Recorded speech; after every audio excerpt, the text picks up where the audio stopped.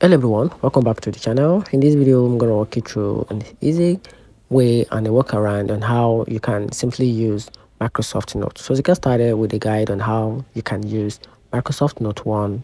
So to get started, Note One is a robust digital notebook from Microsoft 365 that works across Windows, Mac, iOS, Android, and web all synced via OneDrive.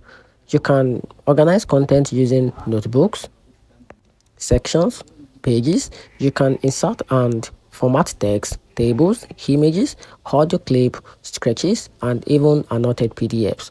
With color coding, pen tools like Fontaine and Brush Pen, ink straightening, and a sticky note and a pilot AI suggestion. It's built for flexibility, clarity, and a visual appealing.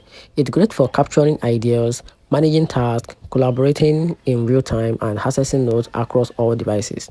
You can search within handwriting text or images, embed content, and share notebook with editing or commenting permission with AI-powered Copilot using the desktop version. You can summarize, create list, or plan or write inside your note. And that's it.